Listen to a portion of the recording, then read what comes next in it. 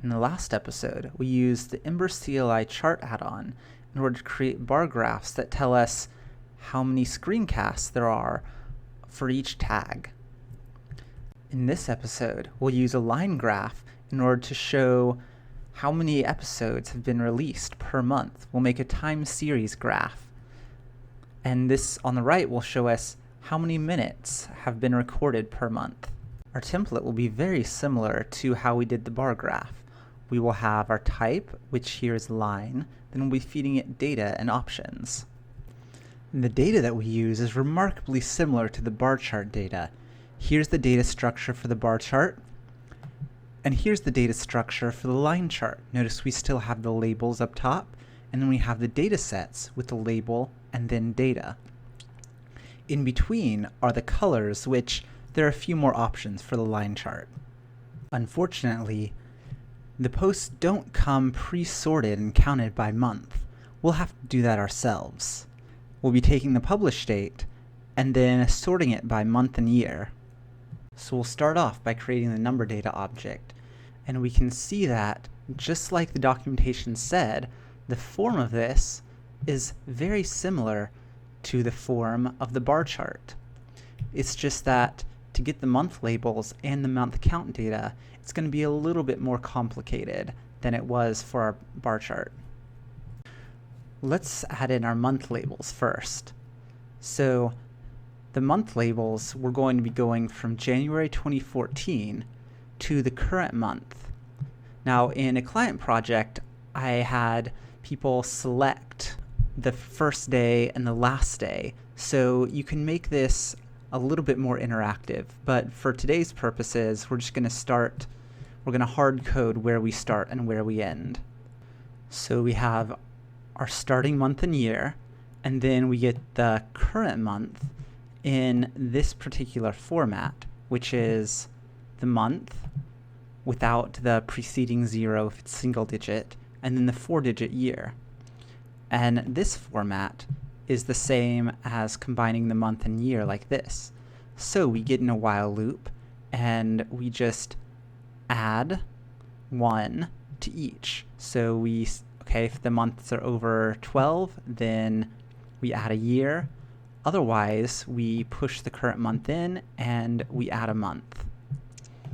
And then finally, we return the list of months, which in this case is January 2014 to May 2015. So we have the labels, and now let's start preparing the data.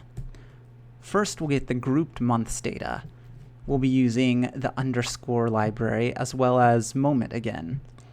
So underscore has a great group by function.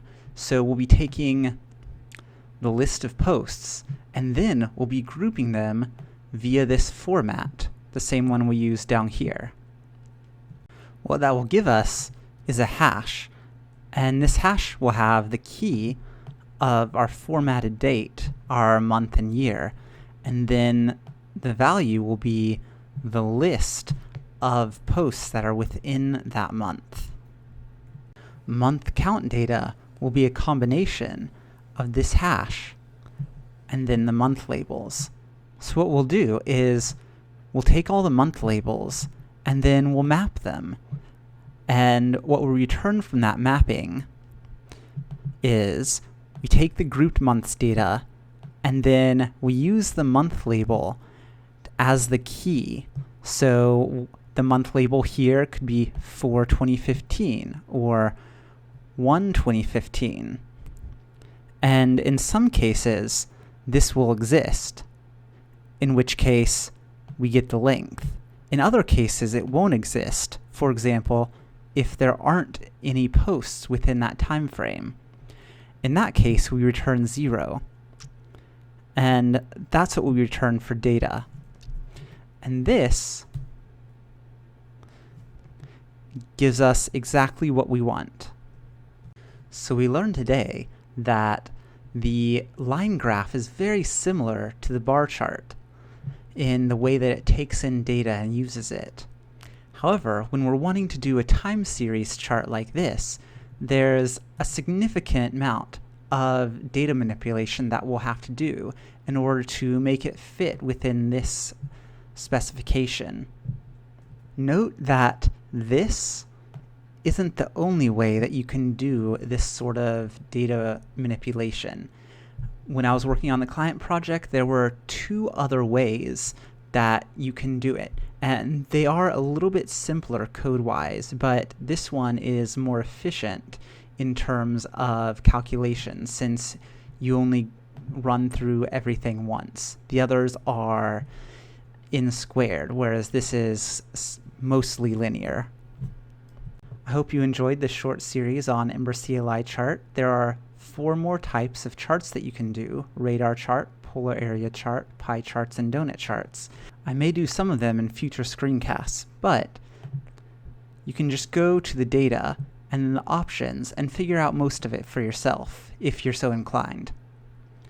Good luck, and I'll see you next week.